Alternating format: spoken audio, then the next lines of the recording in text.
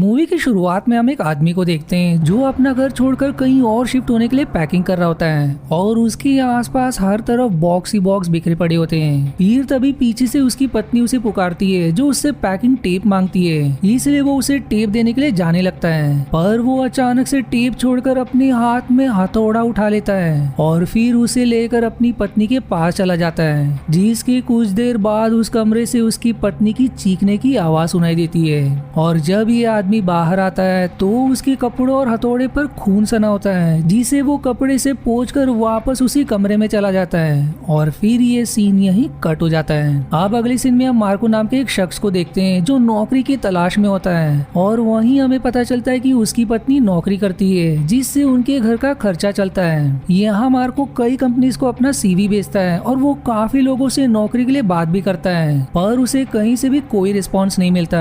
फिर एक दिन शाम को वो वीडियो गेम खेल रहा होता है जहाँ उसकी पत्नी नेम डैना उसके पास आती है जो कि प्रेग्नेंट होती है और दोनों आपस में अपने भविष्य को लेकर बातें करने लगते हैं, जिस पर फिर मार्को कहता है कि उसे इस घर में घुटन होती है क्योंकि वो बेरोजगार होने की वजह से घर में ही रहता है। जिसके बाद वो कहता है कि मैं जल्दी कोई ना कोई नौकरी ढूंढ लूंगा जिससे कि हमारी काफी मुश्किलें खत्म हो जाएंगी।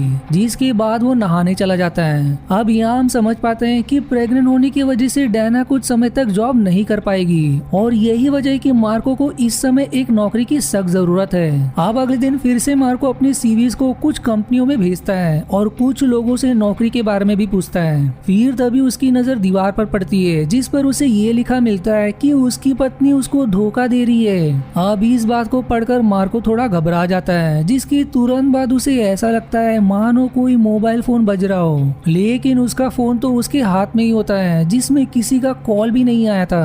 तब मार्को उस आवाज के सहारे फोन को ढूंढने लगता है और फिर उसे डैना के अलमारी में एक पुराना फोन मिलता है जिसमें एक मैसेज आया हुआ होता है कि तुम्हारी पत्नी तुमसे झूठ कह रही है। जिस पर फिर मार्को सेंडर से उसका नाम पूछता है पर उसे सामने से कोई जवाब नहीं मिलता।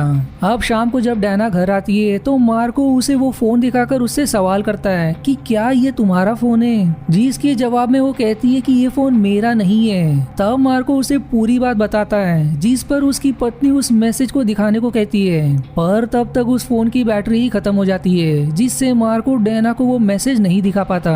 फिर मार्को बाथरूम में चला जाता है, जिसके कुछ देर बाद वो चुपके से देखता है कि उसकी पत्नी किसी से कुछ पैसे की बात कर रही है, जिसे वो ठीक तरह से सुन नहीं पाता। जिसके बाद वो काफी देर के लिए घर से बाहर चला जाता है। अब अगले दिन उसे फिर से घर के दरवाजे पर एक मैसेज लिखा मिलता है, जिससे अब मार्को का माथा सनक जाता है और वो तुरंत अपार्टमेंट की सिक्योरिटी को खबर करता है कि कोई बिना मेरी मर्जी के मेरे अपार्टमेंट में घुसकर मैसेज लिखकर चला जा रहा है, इसलिए अगर आप लोगों ने इस पे जल्दी कुछ नहीं किया तो मुझे पुलिस के पास जाना पड़ेगा।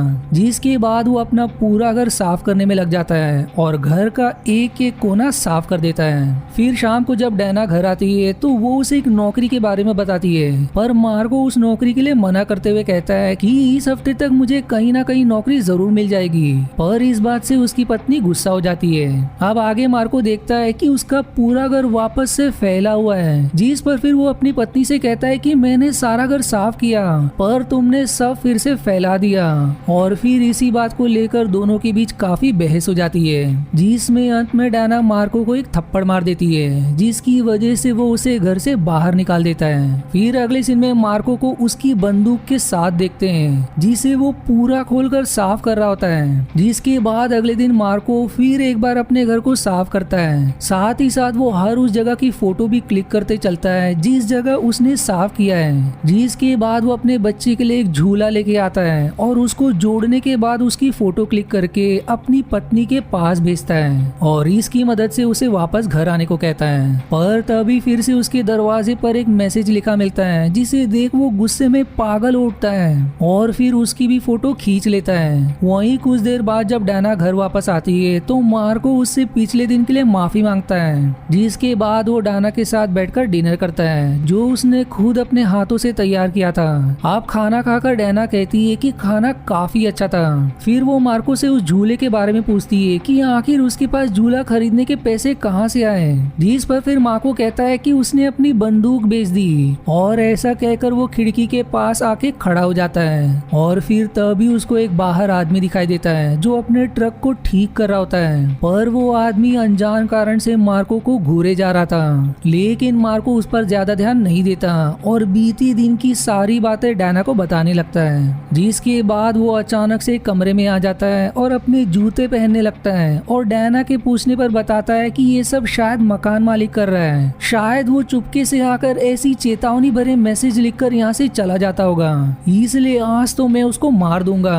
और ऐसा कहकर मार्को एक चाकू लेकर घर से जाने लगता है, पर डैना उसको रोक लेती है और उसे समझाती है कि ऐसा कुछ नहीं है, हो सकता है कि ये सब तुम्हारा वहम हो। इसलिए वो उसको एक बार डॉक्टर के पास जाने की विनती करती है। अब अगर हम ध्यान दें तो मूवी के इस पॉइंट तक हम कंफ्यूज रहते हैं कि मार्को पागल हो रहा है या सच में कोई उसके साथ ऐसा कर रहा है। इसके अलावा हमारे मन में एक ख्याल ये भी आता है कि कहीं इन सब के पीछे कोई सुपरनेचुरल चीज तो नहीं है, पर इन रियलिटी में क्या है हमें शायद आगे एंड में समझेगा। फिर अगले दिन मार्को डॉक्टर के पास जाकर उन्हें सारी बात बताता है, जिस पर डॉक्टर उसे कुछ दवा देते हैं और आराम करने की सलाह देते हैं। जिसके बाद वो वापस घर चला जाता है और बाथरूम में जाकर अपनी दवाइयाँ खाने लगता है। वहीं अगले दिन उसको एक कंपनी से कॉल आता है जिसमें मार्को को एक जॉब ऑफर की जाती है और मार्को भी इस जॉब को हंसी खुशी एक्सेप्ट कर लेता है। इसके बाद जब वो अपनी जॉब पर जाने के लिए तैयार होने जाता है तो उसे जमीन पर लाल रंग का एक कपड़ा दिखाई देता है जिसे उसने ट्रक वाले के पास देखा था। इस पर फिर मार्को उसकी फोटो ले लेता है और तभी वो अपनी खिड़की की तरफ आता है जहाँ उसको फिर से वही मैकेनिक आज भी उसी जगह पर एक दूसरी कार को ठीक करता हुआ दिखाई देता है और वो मैकेनिक मार्को को भी देखकर अपने गले पर हाथ फेरता है जैसा कि वो उसे धमका रहा हो कि वो उसको मार देगा। फिर तभी मार्को के पास एक कॉल आती है जिसमें एक शख्स उसे बताता है कि मैं तुम्हारे ऊपर काफी समय से नजर रखा हूँ और अगर तुमने उस मैकेनिक को कुछ भी करने की कोशिश की तो मैं तुम्हारी पत्नी और उसके होने वाले बच्चे दोनों को जान से मार दूंगा। अब ये सुनने के बाद मार्को काफी ज्यादा डर जाता है और जोर जोर से रोने लगता है। अब कुछ देर बाद जब वो फिर से बाहर देखता है तो उसे वो मैकेनिक वहाँ पर नहीं दिखता। फिर दूसरे दिन मार्को जब किचन में आकर अपना नाश्ता गर्म कर रहा होता है कि तभी उसका पूरा घर अचानक से हिलने लगता है जिसमें घर का सारा सामान इधर उधर बिखर जाता है और अब ऐसा मालूम पड़ता है जैसे कोई तेज भूकंप आया हो। अब ये सब देख के मार्को दरवाजे की तरफ भागता है पर उससे दरवाजा खुलता ही नहीं, इसलिए डर के मारे वो दरवाजे के पास बैठकर रोने लगता है। पर तभी भागे से भूकंप रुक जाता है। अब भूकंप के शांत होते ही मार्को बाथरूम में जाकर पूरी दवा एक बार में ही खा जाता है। फिर इतने में वहाँ पर डैना आ जाती है जिसे देखकर मार्को को थोड़ा सा सुकून मिलता है। पर अब दूसरे दिन जब मार्को सोकर उठता है तो उसे पूरे कमरे में उस मैकेनिक का कपड़ा दिखाई देता है और तभी वहाँ पर वो मैकेनिक भी आ जाता है और उसको परेशान करने लगता है। जिस पर फिर मार्को उसको यहाँ से जाने के लिए कहता है पर वो मैकेनिक उसकी बात नहीं मानता।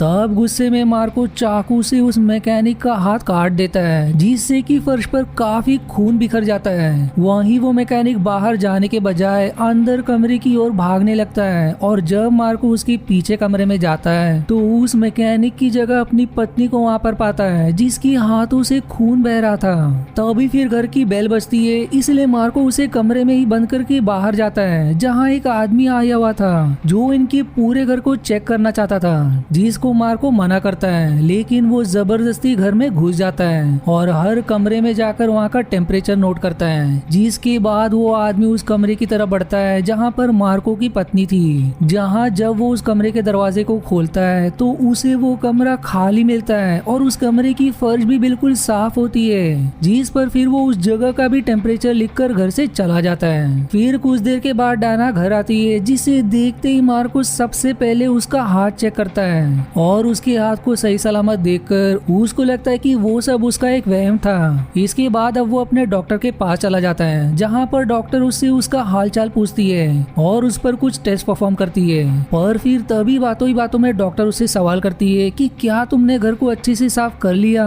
जिसको सुनकर मार्को सीधे अपने घर में आता है और अपने एसी को निकालने लगता है पर उसे ऐसा करने से डैना और वो मैकेनिक मना करते हैं। पर मार्को सब कुछ अनदेखा करके एसी को पूरा उखाड़ देता है जिसे खोलने पर उसमें से काफी गंदी दुर्गंध आती है, इसलिए वो अपनी टी शर्ट से नाक बंद करके उस एसी को घर से बाहर फेंक देता है। वहीं दूसरे दिन वो घर आकर डैना को बताता है कि उसे एक नई जॉब मिल गई है, पर अब डैना उसके लिए खुश नजर नहीं आती क्योंकि वो इस घर को छोड़कर जाने वाली थी। दरअसल ये लोग अपने अपार्टमेंट को ही घर कहा करते थे। अब मार्को उसको ऐसा करने से रोकता है, पर वो नहीं मानती और वहाँ से चली जाती है। जिसके चले जाने के बाद वो बाहर रोड पर आकर जोर जोर से चिल्लाने लगता है। फिर अगले दिन हम देखते हैं कि जब मार्को अपनी जॉब से घर आता है तो वो अपने बच्चे के लिए लाए हुए झूले को अपने कमरे में बेड के बगल में लाकर रख लेता है और कुछ देर बाद उस एसी को भी उठा लाता है जिसे उसने बाहर फेंक दिया था।